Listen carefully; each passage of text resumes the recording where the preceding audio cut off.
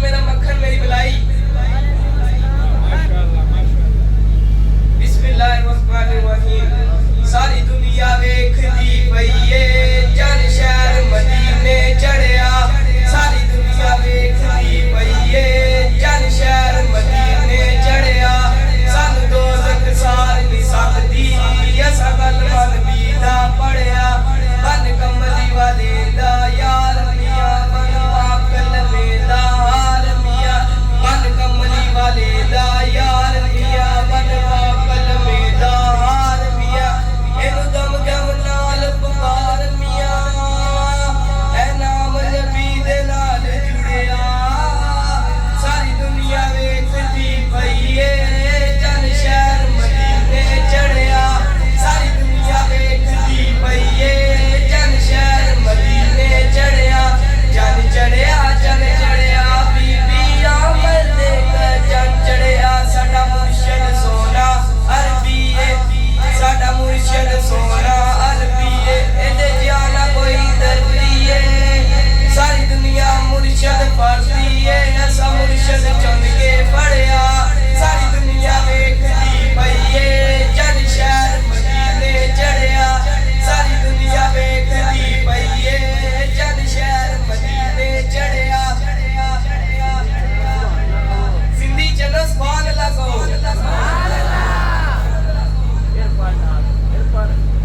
सारी दुनिया वेखदी पई ए चल शहर मदीने चढ़िया। सारी दुनिया वेखदी पई ए चल शहर मदीने चढ़िया। सानू दोज़ख सार नहीं सकदी असां गल मन बीदा पढ़िया। बन कमली वाले दा यार मियां बन पाकल मेदा हाल मियां। बन कमली वाले दा यार मियां बन पाकल मेदा हाल मियां। इनु दम दम नाल पुकार मियां ऐ नाम नबी दे नाल जुड़िया। सारी दुनिया वेखदी पई ए चल शहर मदीने चढ़िया। सारी दुनिया वेखदी पई ए चल शहर मदीने चढ़िया।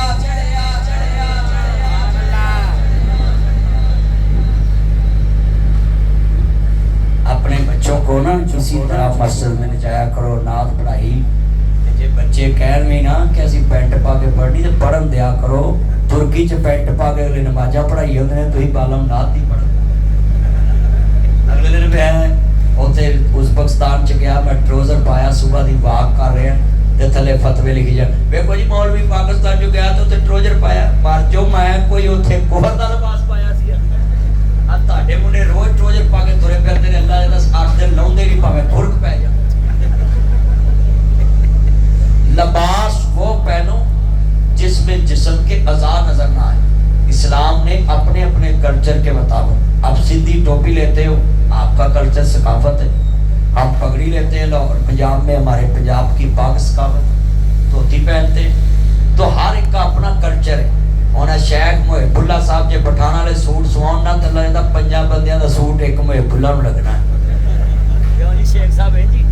ते जे बलोची वाले सूट पवाउण क्यों जी वो सलवार नूं ही 5 गज सूट लग जांदा है।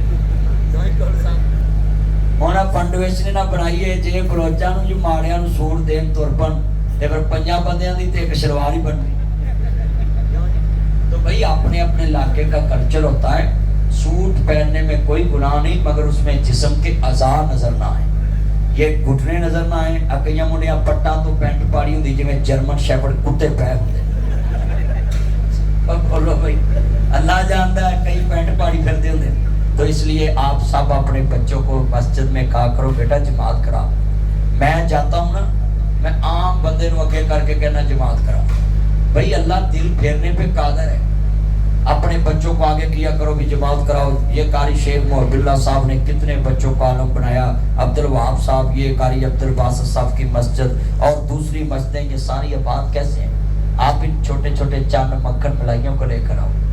आप सब दोस्त अहबाब अपने बच्चों को, औलादों को लेकर आओ। जिवें सियासतदान अपने औलादा नूं जिंदगी च आंदे ने, ऐ मेरे बच्चों ये तुम्हारे पापा का, तुम्हारे चाचा का, तुम्हारे फूफा का, तुम्हारे मामा का ये निशानी है, फलां की निशानी फलां की। बोलो फिर मानते हो कि नहीं मानते?